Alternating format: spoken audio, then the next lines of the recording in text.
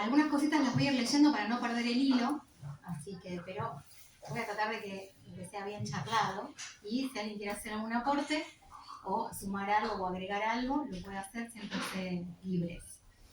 En este caso, para mí, la oportunidad que se me brinda para dar esta charla sobre la paz fue muy significativa, porque me tocó brindarla, prepararla, más que nada, en un momento justamente particularmente mío de mucha agitación mental, por algunas cuestiones así problemáticas de la vida misma.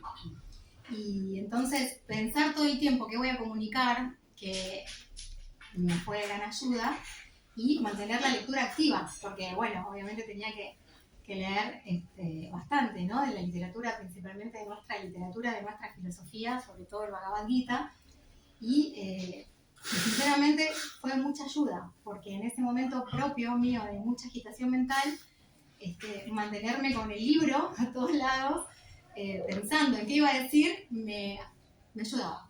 Entonces me pareció interesante experimentarlo directamente, ¿no? Porque la mente vive agitada, sinceramente. Entonces yo a veces momentos de así que se presentan problemas materiales, uno enseguida la fe va perdiendo como fuerza, y uno se puede sentir abatido, y falta de confianza, miedos, y todas estas situaciones aparentemente negativas son absolutamente de la mente, del plano mental, del plano material y de una mala gestión de emociones, ¿no? Y entonces se me ocurrió, para hablar de este tema, voy a arrancar, ¿no? Está difícil arrancar. Tema paz. Se nos vienen unos sinónimos. ¿Qué sinónimos se les puede ocurrir con respecto a la paz? Algo que suene a paz. Serenidad. Calma. Tranquilidad. Armonía. Bien. Pero también pensaba en la paradoja, ¿no? Que si bien se nos viene algo como armonía, paz, felicidad, amor, todas cosas lindas, también se me ocurría que se viene el antónimo de paz, que es lo contrario a paz, guerra. Perturbación, caos. Sobre todo es como que vienen, ¿no? Paz, guerra. Ausencia de guerra, paz. Entonces pensaba en el principio de Ahimsa, que Ahimsa significa no violencia, que no habla de la paz en sí misma, no habla de algo que está ausente, que es ausencia de violencia. O sea que ausencia de violencia es tranquilidad, es paz, es tregua. Entonces me imaginaba, qué sé yo, dos gobiernos que están en conflicto. ¿Cómo estás? Bienvenido. Vos te veo de los vivos. ¿Cómo estás? Qué gusto conocerte. Bueno, dos gobiernos que están en conflicto y entran en una tregua, ahí tenemos un momento de paz, ¿no? Entonces se me ocurría que eso, ahí tenemos un buen ejemplo. Y para llevarlo a un plano más particular, más individual, más cotidiano de cada uno de nosotros, se me ocurrió dividir este concepto de paz en tres partes. No porque la fragmentación en sí misma esté buena, sino como para entender cómo puede ser que la última que voy a mencionar unifica todo, que es este gran tema que nos convoca. Y se me ocurrió que la primera columna podía ser paz material, ¿no? Por poner un ejemplo. Paz material, podemos sentir que a simple vista podemos pensar que paz material es tener un buen pasar económico. Sí. Pagué la boleta. ¿Cómo? Pagué la boleta. Pagué la renta, pagué la boleta, pagué los servicios, no me van a cortar la luz, no me van a cortar el gas. Buena salud, tener buena salud. También. ¿Qué más? Se había notado. Tener el trabajo que me gusta. Buenas relaciones. Buenas relaciones, buenas amistades. Relaciones armoniosas. Relaciones armoniosas. Estar realizado como persona. Pero se me ocurre que esa paz material es muy frágil. Porque Dura un poquito. Dura muy poco. Así como todo el tiempo lo físico va cambiando, no es lo verdadero, no perdura, es muy frágil, en cualquier momento se puede romper. ¿Van bien ahí? ¿Se entiende más o menos? Yo entiendo más o menos y él entiende menos. Sí, estará llegando ahí, ¿no? El teléfono. Bueno, pero bien.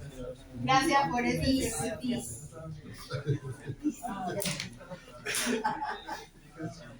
Bien, entonces cuando algo de lo material falla, enseguida entramos en un estado de ansiedad, ya perdemos el sosiego, digamos, y entramos en un estado de sufrimiento. Y peor aún, si uno tiene mucha opulencia material, también entra en estados de ansiedad y tampoco se está conforme. Prabhupada menciona en uno de los libros que cuando hay mucha opulencia material también es difícil conseguir una buena espiritualidad. Entonces como que ahí lo material nos está demostrando que no es, o sea, el dinero no es todo, pero cómo ayuda, dice la canción de los auténticos decadentes, ¿no? Pero no es todo. Entonces se me ocurre otra columna más que podría ser la paz mental y la emocional. Ahí entramos en un plano más sutil, pero que también depende mucho de lo externo, de lo exterior. ¿Por qué? Porque sentirnos seguros en nuestro entorno, hablábamos de las relaciones en la anterior, en la paz material, yo creo que eso ahí podría entrar más en lo emocional, tener buenas relaciones, sentirnos queridos, amados, respetados, con la posibilidad de desarrollarnos, realizarnos como personas de bien y poder cumplir con nuestros anhelos y deseos. Pero también eso es muy frágil y puede alterarse si algo falla. Y todo tiende a fallar. Y va a fallar. No quiero ser pesimista. Confirmado ahí. Sí. Porque bueno, Ansiedad. la ansiedad, claro. ¿Y por qué falla? En general lo externo, lo material. Va a fallar porque particularmente, como dicen las escrituras sagradas, no lo digo yo, estamos en una era difícil, complicada justamente para que las cosas no van a ir mejorando, las cosas van a ir empeorando, pero no se vayan, por favor. Hay una esperanza, hay solución. No se retiren.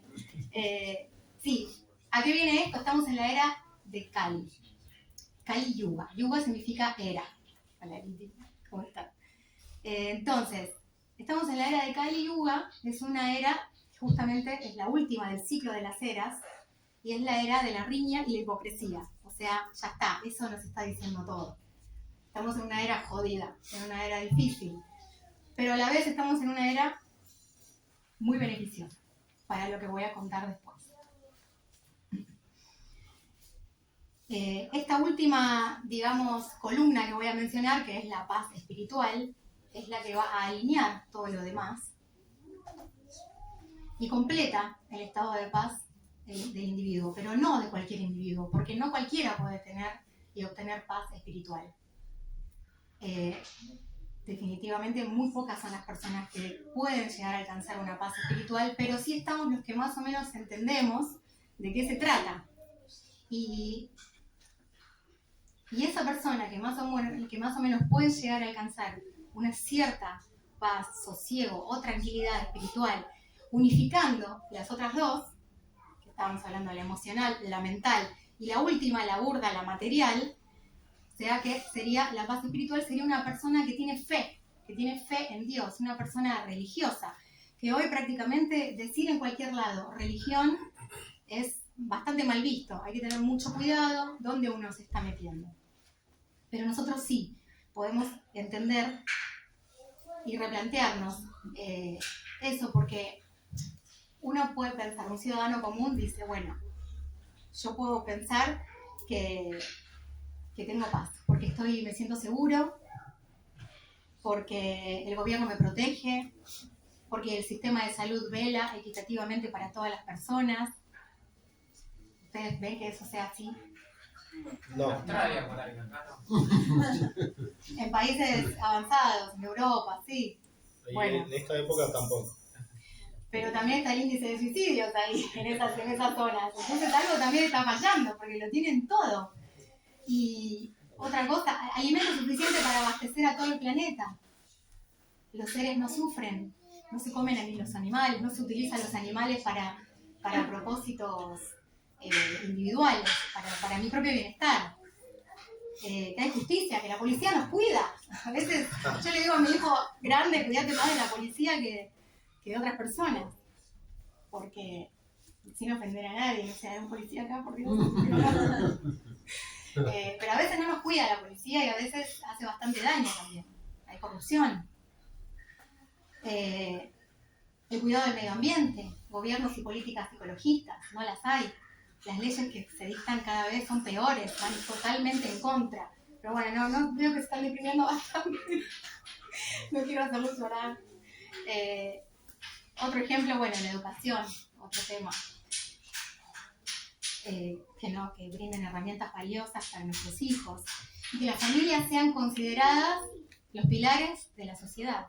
Cosa que cada vez tampoco, cada vez es más degradado el tema de la familia como pilar de la sociedad. Y bueno, todo esto, si funcionase, parecería algo irreal, ¿no? Como un mundo de plástico, no sé, Barbie Ken, me imagino, el mundo de Barbie. Pero bueno, esto sí, esto ha sucedido en otras eras. En otras eras, bajo sistemas religiosos. ¿Qué sería un sistema religioso? Bueno, en sánscrito eso se denomina Varnashram Dharma, donde es un sistema de castas donde las leyes son dictaminadas directamente por Dios.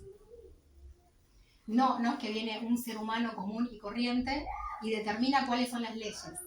No, las leyes religiosas son determinadas siempre por Dios, en este caso Krishna mismo, que desciende para establecer la ley y el orden que después las personas van a cumplir.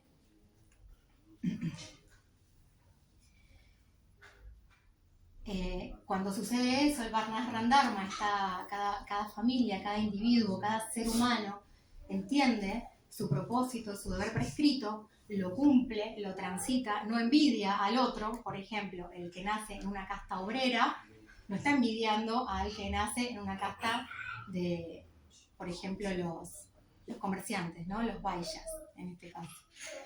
Y así los vaishyas tampoco están deseando ser algo que no son. La casta, ¿cómo son? Me sale comerciantes. Vayas. El vaishya no, pero tiene otro nombre. El comerciante, ya lo dije. Empresario. Sí, los granjeros, ¿no? Sería el agricultor granjero que se ocupa de abastecer, digamos, de sostener para abastecer. Por debajo está el obrero, el comerciante, y luego está la milicia, las artes de la milicia, que es el que protege, que también son reyes, donde en la historia que hayamos estudiado un rey justo, que no ponga por delante su bienestar por delante del pueblo. Eso hace mucho que ya no se ve en la historia, en revisionismos históricos, los reyes tienden a ser tiranos en esta era, pero en otras eras los reyes son justos y jamás ponen su bienestar por delante del pueblo. Entonces ya con un gobernante justo, ya ahí se puede entender que el individuo puede desarrollarse con una cierta fluidez y una cierta naturalidad y cierta paz, que es lo que estamos hablando. Entonces, a nosotros pensar en un sistema religioso, en leyes, a nosotros en Kali Yuga incluso nos puede hasta chocar, porque uno puede entender, voy a perder mi libertad, voy a perder mi autonomía, me van a oprimir. Pero bueno, eso no es así, porque las leyes de Dios son perfectas, Él mismo desciende, como decía recién, a establecer el orden. Y cuando los principios religiosos se corrompen, ahí es donde el ser humano pierde las virtudes y todo empieza a degradar, que es lo que nos está pasando ahora. Y este apunte lo voy a dejar. Muchas gracias, me fue de gran ayuda. Y dije, bueno, nosotros estamos en un momento privilegiado, si bien como decía recién, estamos en la era de Kali, pero Krishna no desciende siempre, todos los milenios, son todos los yugas, las eras. El sistema de 4 eras se llama Mahayuga. Y esos Mahayugas, esas ruedas del tiempo, se van repitiendo hasta completar un ciclo. Krishna no desciende en cualquier Manu, que ese ciclo se llama Manu, no desciende en cualquier Manu. Pero nosotros somos prácticamente, en esta era de Kali Yuga, somos prácticamente contemporáneos a Krishna, que desciende 2 veces, porque desciende de acá para atrás, hace 5.000 años, desciende en la era de Dwapara Yuga, desciende en su forma original, así. Desciende para establecer el orden en Dwapara Yuga, en pleno de donde se está a punto de desatarse una gran guerra, desciende y habla la Bhagavad Gita, que es la canción o el canto de Bhagavan, que es nuestro libro de cabecera.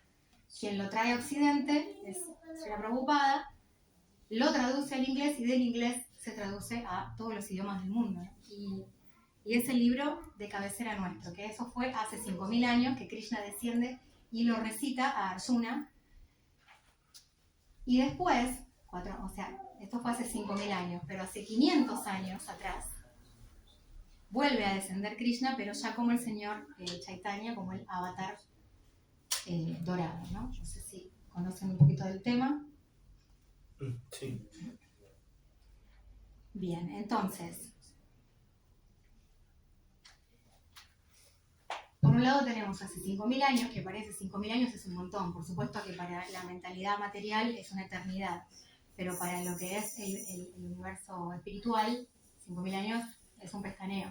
Entonces, él desciende a establecer el orden a través de la Bhagavad Gita y recita, digamos, lo que el ser humano tendría que seguir como para poder alcanzar no solo paz espiritual, avance espiritual, algunos, bueno, desear la liberación. Y hace 500 años, sí. ¿Dijiste algo de 500 años? Sí. ¿Me puedes explicar un poco? Sí. Hace 500 años, o sea, hace nada para lo que es nuestra vida eterna, desciende el último avatar, que es el avatar que es Krishna mismo, pero es el avatar que viene a traer, digamos, el yakya, el sacrificio de esta era. Entendemos por sacrificio que es una actividad religiosa, no entendemos que agarramos la cabra y la abrimos medio como a veces vulgarmente se entiende por sacrificio, o mismo sacrificio se entiende algo negativo. No, claro, eso, como algo malo, como una gran austeridad que uno va a seguir. No, el yakya, sacrificio, nosotros lo tomamos como una práctica religiosa. Cada era tiene una práctica religiosa. Entonces, por ejemplo, si vamos para las eras más antiguas, el hombre era más evolucionado. Es distinto a lo que creemos en la ciencia moderna, que cree que el hombre va evolucionando. No, en realidad lo que está pasando es que nos estamos degradando. El hombre era mucho más evolucionado antes y los sacrificios, los yakyas, las prácticas religiosas de antes eran mucho más elevadas, donde no era para cualquiera. Van pasando las eras y a medida que el hombre se va degradando, van disminuyendo también la exigencia de la práctica religiosa, hasta lo que voy a contar ahora, que es cómo es nuestra práctica religiosa, que la trae el señor Chaitanya, que es el Gauranga, el avatar dorado, que es Krishna mismo, que desciende, ¿cómo podría decir? Como un devoto. Él desciende como una persona aparentemente común y corriente, y él mismo viene a ser de su propio devoto. Él viene a enseñarnos a todos sus seguidores, a todos sus séquitos de seguidores, porque no desciende solo, viene a enseñarnos cómo restablecer el orden, cómo podemos tener una práctica religiosa accesible a lo que representa Kali Yuga, que es el caos total, y que va a ir cada vez peor. Ya han pasado, ¿cuántos? 5.000 años, ¿no? De Kali Yuga, porque termina Dwapara Yuga y dura 8.400.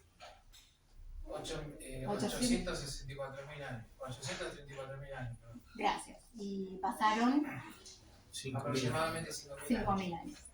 Nos queda un montón. Pero somos privilegiados porque Krishna nos trae el sistema de actividad religiosa para esta era y es muy sencilla. No es para cualquiera, ahora la vamos a decir. Ustedes, algunos sin saber, la han hecho, ya la empezaron. Y no dura todo lo que dura Kali Yuga, dura 10.000 años nada más. Son los 10.000 años del señor Chaitanya. Ya vamos a profundizar, hemos profundizado bastante en otras clases, pero si le interesa yo después le puedo pasar información de este avatar dorado, que son 4 tomos básicamente. Es así cada tomo de la vida y obra de nuestro héroe, que de él desciende la sucesión discipular hasta llegar a Srila Prabhupada.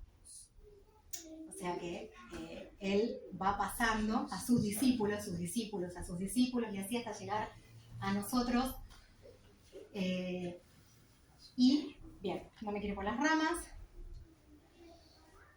Bueno, entonces nos da la herramienta perfecta para conseguir la paz, avance espiritual en este Kali Yuga, en este mundo que se desmorona.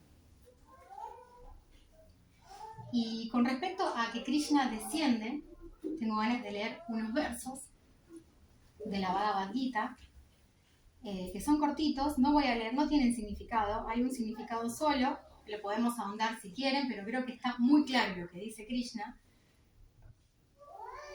Me gustaría, si no les molesta, que lo puedo recitar en sánscrito.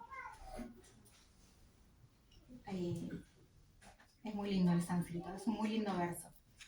Yadaha yadaha hi dharmasya glahanir bhavati bharata avyutanam adharmasya tadatmanam sriyami aham.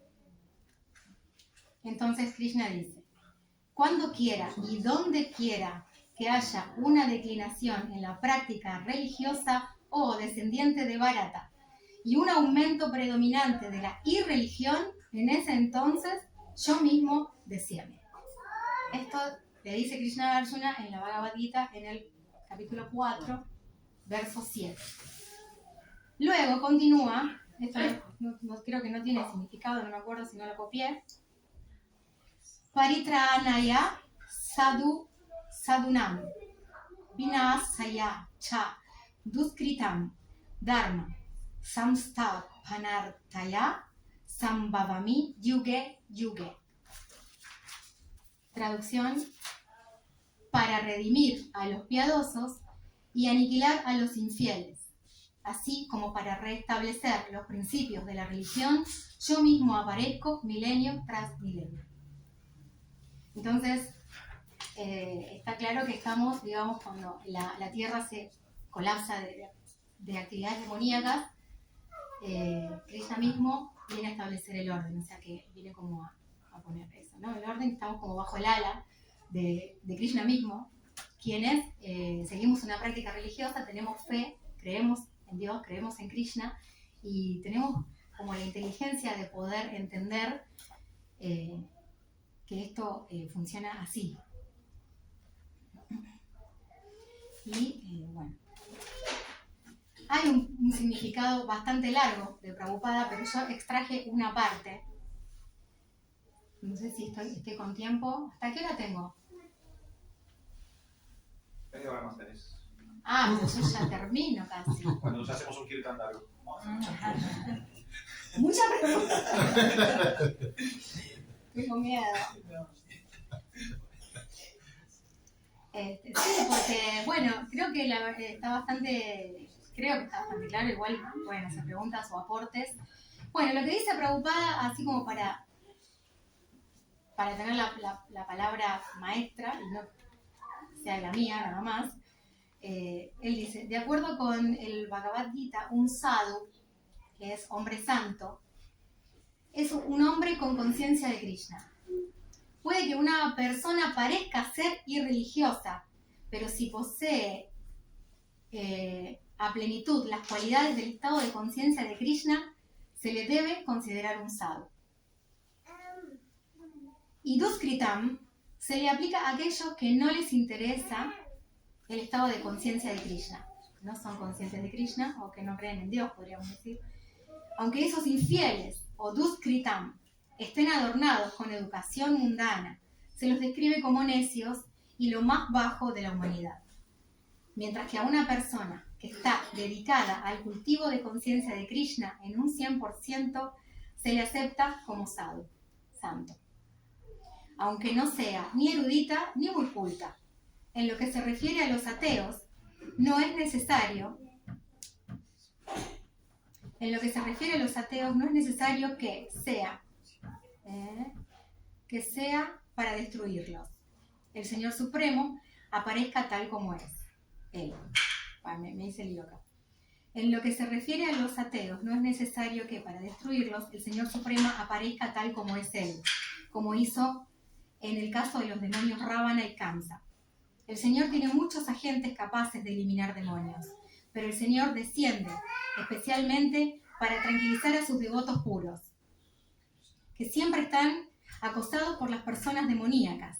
El demonio hostiga al devoto, aunque este último resulte ser pariente suyo. Si bien Prahlad Maharaj era hijo de Hiranyakashipu, no obstante, su padre lo persiguió.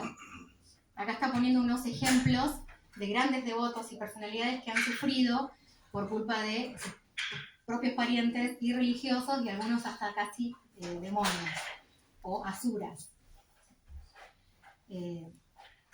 Y pone el ejemplo de Devaki, la madre de Krishna, que era hermana de Kamsa, un demonio muy conocido en el pasatiempo de Krishna bebé, cuando Krishna nace. Cuando Krishna nace, su hermana estaba presa y la pone presa su propio hermano. Entonces Kamsa, ella y su esposo Vasudeva fueron perseguidos solo porque Krishna iba a nacer de ellos, de manera que Krishna apareció principalmente para salvar a Devaki, antes que para matar a Kamsa. Pero ambas acciones se realizaron simultáneamente. Por eso se dice aquí que el Señor aparece en diferentes encarnaciones para redimir al devoto primero y eliminar a los infieles demonios después, ¿no? Entonces, toda persona que esté consciente de Krishna está como bajo el ala de Krishna mismo. Y esto es lo que estábamos como empalmando un poco con el tema de si es posible tener algo de sosiego o paz en este Kali Yuga, en este mundo, a mi entender, bastante demoníaco y cada vez más degradado. Pero como dice el título del Chaitanya Charitamrita, el libro que es la vida del señor Chaitanya, el avatar dorado, en el Adi Lila, capítulo 3, verso 40, dice, hay una esperanza. Ahora sí, es donde, por favor, quédense en sus asientos. Y dice, Kali Yuge, Yuga Dharma, Namera Prachara, Tatila Agi, Pitavarna, Chaitanya Avatar. Y la traducción dice, la práctica religiosa para la era de Kali es difundir las glorias del santo nombre. Con este único propósito descendió el Señor, con un color amarillo, dorado, con un color amarillo como el señor Chaitanya. O sea, él mismo desciende como el señor Chaitanya, el avatar dorado. En esta era de Kali, el sistema práctico de religión para todos consiste en cantar el nombre de Dios, el Mahamantra. Eso fue introducido en esta era por el señor Chaitanya. El Bhakti Yoga comienza realmente con el canto del santo nombre. Hare Krishna, Krishna, Krishna, Hare Hare, Hare Rama, Rama Rama, Hare Hare. Bien, para concluir, la práctica religiosa, el yajna, el sacrificio en esta era para alcanzar paz espiritual es el canto del santo nombre Hare Krishna, que nos lo trae Prabhupada y nos lo comparte donde se puede cantar como hacemos en congregación, como hicimos hoy, por ejemplo, como vamos a hacer dentro de un rato. Y si no, ya que la tengo acá, no sé si todos conocen, ya están más o menos como lo que creo que todos saben, pero bueno, si no, uno puede con el Yapamala o el Rosario recitar un Mahamantra completo por cuenta. Hare Krishna, Hare Krishna, Hare Krishna, Hare Krishna, al tempo de cada uno. Y a concluir una ronda. Bueno, ya lo saben. Pero se pueden hacer todas las rondas, las cuales uno pueda, sea capaz de soportar. Porque a veces la mente se dispara, se agita y enseguida empieza a meter cosas feas, como que esto es muy repetitivo. Pero bueno, es una vibración trascendental y es realmente la práctica religiosa para esta era, como digamos una de las pocas salidas que hay para poder alcanzar la paz espiritual. Bueno, muchísimas gracias. Creo que hasta acá. Después, no sé si alguien tiene algún aporte o alguna pregunta. ¿Preguntas, preguntas, comentarios? Si no, ya pasamos al siguiente programa. ¿Estamos bien? ¿Aporte? No, está todo bien manifestado, no hay que aportar nada. Muchas gracias, Luisa. Muy bien. Muchas gracias. ¡Feliz Navidad, Chiquín!